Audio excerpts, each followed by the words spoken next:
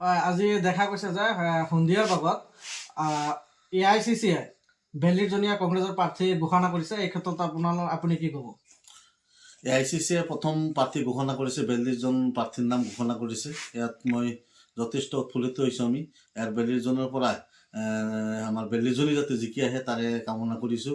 আৰু ইয়াত দেখা গৈছে 42জনৰ ভিতৰত আমাৰ AICC-ৰ অসম প্ৰদেশ কংগ্ৰেছ কমিটিৰ সন্মানীয় সভাপতি গৌৰৱ গগৈ, তেখেতৰ যোৰহাটৰ পৰা তেখেত প্ৰতিদ্বন্দ্বিতা আগবঢ়াব আৰু তেখেতক কংগ্ৰেছ দলৰ পৰা কংগ্ৰেছৰ প্ৰাৰ্থী হিচাপে নাম ঘোষণা কৰিছে।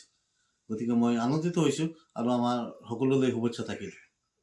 হয়, আপোনালোকে যিটো এতিয়াও যে বাকী যি প্ৰাৰ্থী এতিয়ালৈকে ঘোষণা হোৱা নাই, 42জন মাত্ৰ ঘোষণা হৈছে, তো যি আপোনাৰ মিত্ৰতাৰ যি ঐক্যমঞ্চ, বিৰোধী ঐক্যমঞ্চত মিত্ৰতা হ'বলৈ গৈ আছে, আপোনালোকে এই মিত্ৰতাটো আপোনালোকে বিচাৰেনে? এইটো আমাৰ ইতিমধ্যে আলোচনা চলি আছে। আমাৰ ইতিমধ্যে বিভিন্ন দলৰ লগত আলোচনা হৈ মিত্ৰতাৰ কাম কাজ আগবাঢ়ি গৈছে। ইয়াত যথেষ্ট গুৰুজ্যোতি গগৈ ডাঙৰীয়াৰ লগত বা আৰু বিভিন্ন দলসমূহৰ লগত প্ৰায় মিত্ৰতা চূড়ান্ত হৈছে। আৰু অখিল গগৈৰ লগত মিত্ৰতাটো অলপ আলাপ আলোচনাত মিল খোৱা নাই। আৰু অখিল গগৈয়ে যি ধৰণে দাবী তেখেতে কৰি আছে, আচলতে মিত্ৰতা কৰিব হ'লে অলপ এৰা ধৰা কৰিব লাগিব। এটা সমষ্টিলৈ বা দুটা সমষ্টিলৈকে লাগি থাকিলেতো মিত্ৰতা নহয়। আৰু অখিল গগৈৰ যি নাৱশ্যা সমষ্টিটো লাগি আছে, ইয়াত ৰাজ্যৰ দলৰ কোনো বেটি নাই। ইয়াত 100% শতকৰা মানুহেই কংগ্ৰেছৰ লগত জড়িত আৰু কংগ্ৰেছৰ বেটি যথেষ্ট শক্তিশালী। যদি কিবা কাৰণত মিত্ৰতাৰ খাতিৰত যদি নাৱশ্যা সমষ্টিখন যদি মিত্ৰ দলক যদি অখিল গগৈ যদি বিচাৰে যে নাৱশ্যা সমষ্টি লাগে বুলি, যিহেতু এইটো লৈ নাৱশ্যা সমষ্টিলৈ এতিয়ালৈকে মিত্ৰতা চূড়ান্ত হোৱা নাই, যদি নাৱশ্যা সমষ্টিখন যদি মিত্ৰ দলক লাগে বা যদি এৰি দিয়ে, তেতিয়াহ'লে আপোনালোকৰ প্ৰতিক্ৰিয়া কি হ'ব?